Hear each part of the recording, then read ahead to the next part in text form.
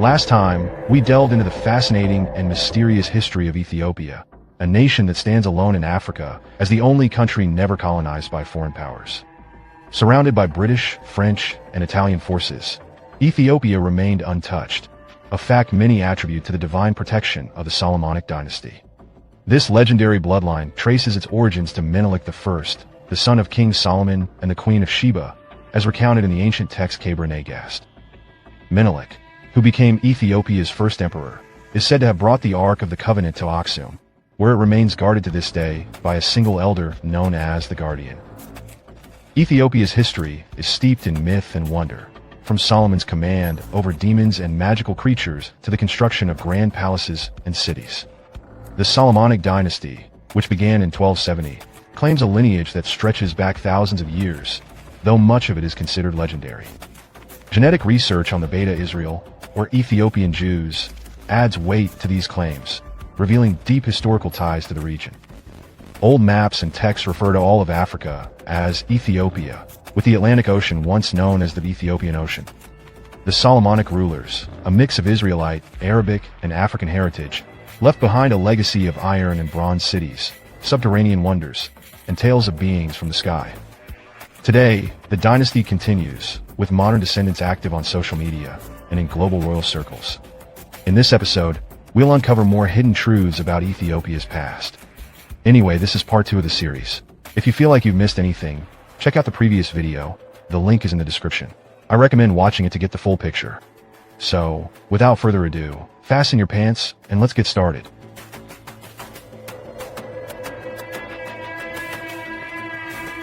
The Kebra-Nagast is more than just a book. It is a foundational text that defines Ethiopia's spiritual and historical identity. It tells a story of divine favor, royal lineage, and sacred destiny, blending biblical narratives with Ethiopian traditions. One of the most striking claims in the Kebra-Nagast is that the Ark of the Covenant was brought from Jerusalem to Ethiopia by Menelik I. The Kebra-Nagast was published in the 1200s but is said to be based on even older storytelling. I suspect it was compiled in an attempt to save things known prior to the 1200s cataclysm. The book contains interesting remarks about ancient travel. It is known that Solomon flew on a magic carpet, according to Arabic and Ethiopian sources.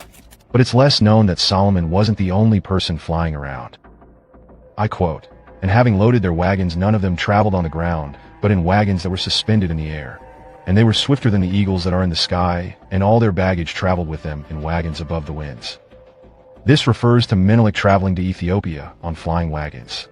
Strangely, Solomon doesn't seem to know whether the Ark of Covenant, here called the Tabernacle of the Law of God, is with them. He seems to assume the people on the ground could see it from where they stood, or maybe it's the Ark that allowed the vehicle to fly. Let me read it for you. The Queen of Sheba and her son Menelik. "And the king and his soldiers marched quickly, and they came to Gaza. And the king asked the people, saying, When did my son leave you? And they answered and said unto him, He left us 3 days ago. And having loaded their wagons, none of them traveled on the ground, but in wagons that were suspended in the air. And they were swifter than the eagles that are in the sky, and all their baggage traveled with them in wagons above the winds. As for us, we thought that thou hadst, in thy wisdom, made them to travel in wagons above the winds. And the king said unto them, Was Zion, the tabernacle of the law of God, with them? And they said unto him, We did not see anything." How the king questioned an Egyptian, the servant of Pharaoh. "And Solomon left that place, and he met a noble of the nobles of Egypt, whom King Pharaoh had sent unto him with a gift. And there was an abundance of treasures with him. And he came and made obeisance to the king. And Solomon the king made haste to question him, even before he had presented his gift and embassy, and said unto him, Hast thou seen men of Ethiopia fleeing by this road? And the ambassador of Pharaoh answered and said unto the king, O king, live forever. My lord, King Pharaoh, sent me unto thee from Alexandria. And behold, I will inform thee how I have come. Having set out from Alexandria, I came to Cairo, the city of the king. And on my arrival, these men of Ethiopia of whom thou speakest arrived there also. They reached there after a passage of 3 days on the Takhatsi, the river of Egypt, and they were blowing flutes, and they traveled on wagons like the host of the heavenly beings. It seems flight was uncommon at the time. Solomon asked the Pharaoh whether someone flew over Egypt, headed toward Ethiopia. Hast thou seen men of Ethiopia fleeing by this road? The pharaoh says, they traveled on wagons like the host of the heavenly beings. And those who saw them said concerning them, these, having once been creatures of earth, have become beings of heaven. The pharaoh, apparently unfamiliar with Solomon's flying carpet, says that Solomon never traveled in this manner.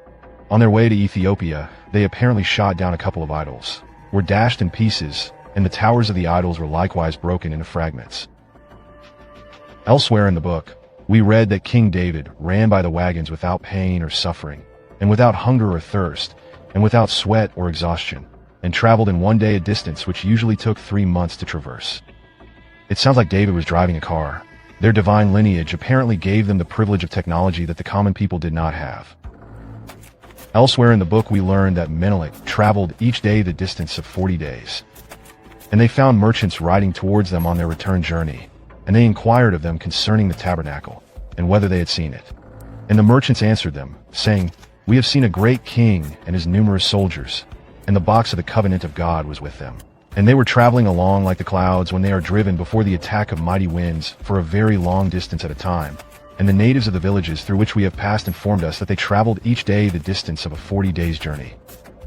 Okay, like father, like son. There is much more to discuss on this.